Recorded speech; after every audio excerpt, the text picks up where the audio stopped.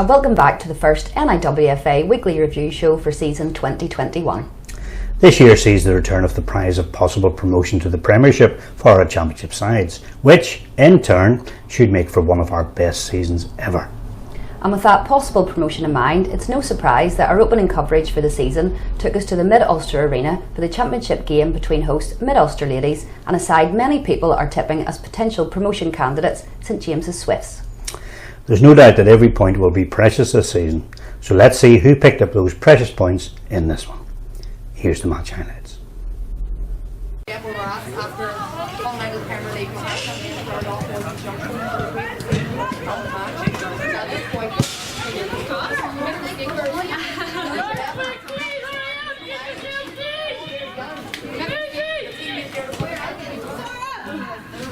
No, just say that to them.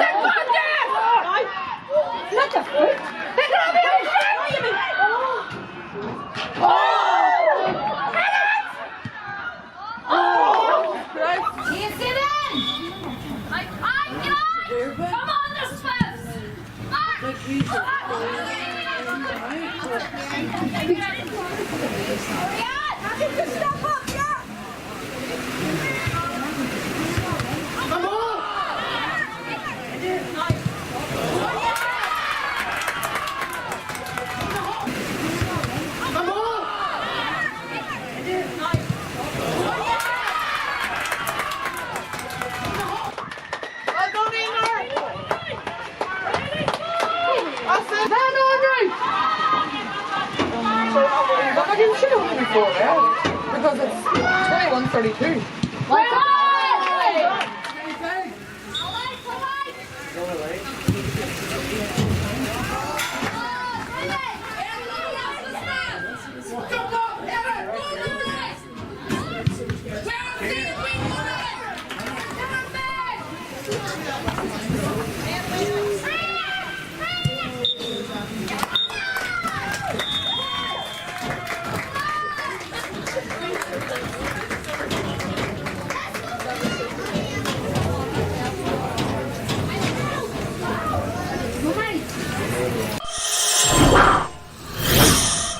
So Colin, it's great to be back.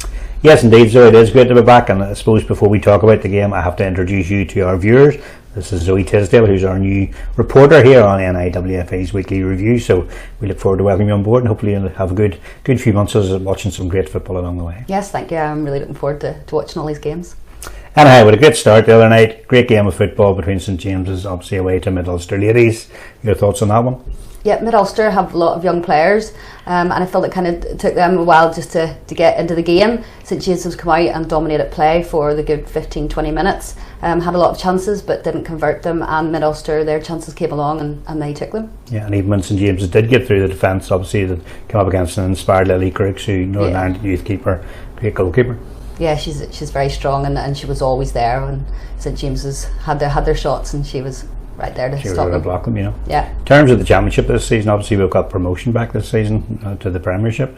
Your thoughts on that one?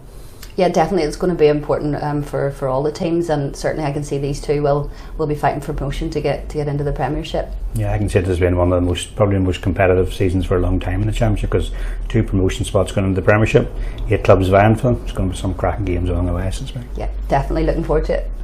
Okay, well, after the game on Wednesday night, Zoe caught up with her members from both sides to hear their thoughts on the games, and this is what they had to say.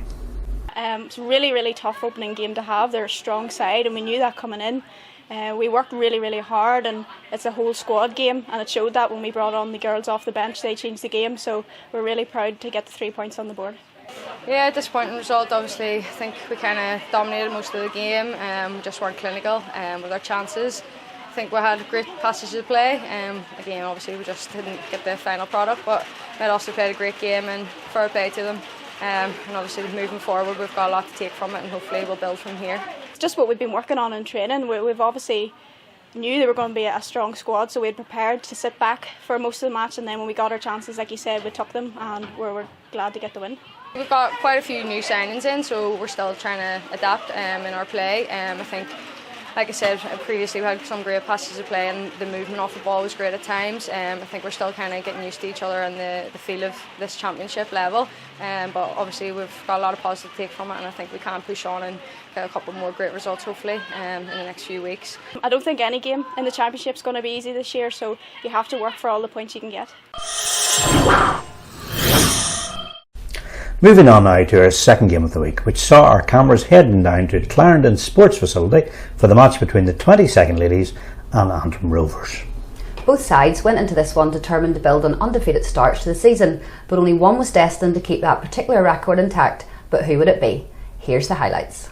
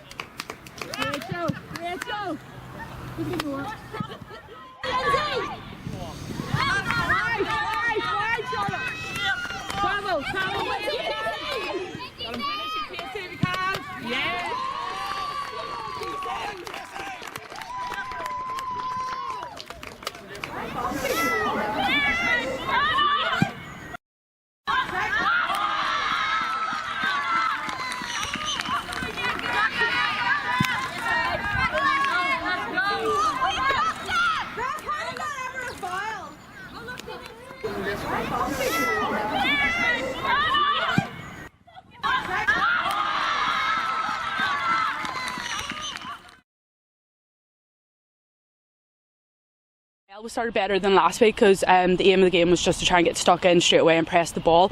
We had some amazing chances, plenty of corners, didn't take any of them, but thankfully we got the goal to kind of break the deadlock. Very tough game, 22nd Ladies are a physical team, and when we know it's always a battle coming up here, but thankfully then second half we got a few quick goals in succession, and that's kind of settled us a wee bit. So yeah, disappointment tonight. I think we started off strong. We conceded one goal, and then I think the heads dropped a wee bit, and then I think fitness and just and when they scored another goal and we let another goal in, I think just heads dropped even more, and that was it. Just went from there, but there was a few positives to take from tonight. With a couple of 14-year-olds playing for us, their debuts, and they've done really, really well, and a bit of fitness for all the girls as well. So we'll just go on to the next match and hopefully we'll get a result there. You're a great wee player come through. A couple of great wee players come through. Casey Weir scored twice tonight. Yeah, she's a prospect for the future. Unbelievable. So she is. She only is 14. So and they've actually stepped up from our under 16 squad. So it's brilliant to have the youth coming up through because we never had that before. So that was what we wanted with joining Antrim Rover. The next one's Rosario. Is your next opposition? You'll be looking at bounce Rosario back away. So we'll train this week and then we'll be back strong again. Try and get a result with Rosario. So that completes our coverage of the latest round of NIWFA football for this week. On behalf of Colin and myself, thanks for watching this week's review and for all your support for women's football in Northern Ireland. Until the next time, it's bye for now. But don't forget, girls get football.